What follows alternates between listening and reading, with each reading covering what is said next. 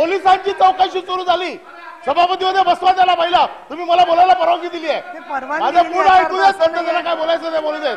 सभापती महोदय, पोलिसांवरती तुम्ही कारवाई करता, हा अतिशय महत्वाचा विषय आहे. एक तर पहिली गोष्ट म्हणजे या सभागृहात मंत्र्यावर आरोप करायचा असेल तर कुठली नोटीस द्यावी लागत नाही.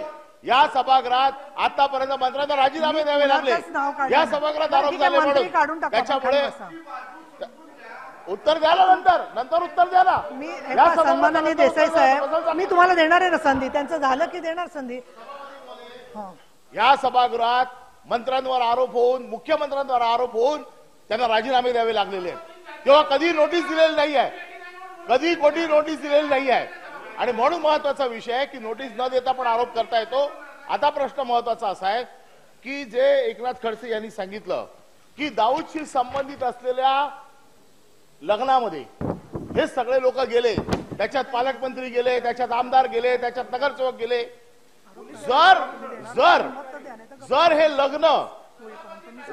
लग्न सर्वसाधारण माणसाचं असलं असतं, आयबीने त्या लग्नावरती लक्ष ठेवलं होतं की हा लग्नात कोण कोण येत आहे, आणि त्या आयबीच्या सगळ्या निरीक्षणावर ना पोलिसांची चौकशी सुरू झाली, सभापतीमध्ये बसवा त्याला पहिला, तुम्ही मला बोलायला परवानगी दिली आहे, माझं पूर्ण ऐकू द्या, नंतर त्याला काय बोलायचं ते बोलू देत.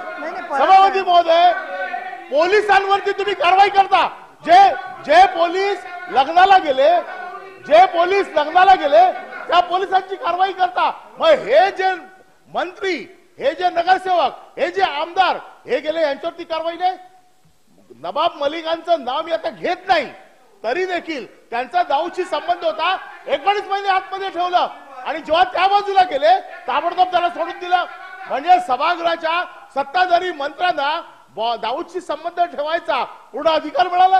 सन्माननीय अनिल परबजी, तुम्ही आता थांबा बोलणं, तुम्ही बोलायला संधी दिली याचा अर्थ तुम्हाला पाहिजे तसे आरोप करून घ्यायचे असा अर्थ होत नाही. महाराष्ट्रातील ताज्या बातम्यांसाठी बघत रहा टाइम्स टुडे 18 न्यूज. सोबतच शेअर करा, सबस्क्राईब करा आणि बेल आयकॉन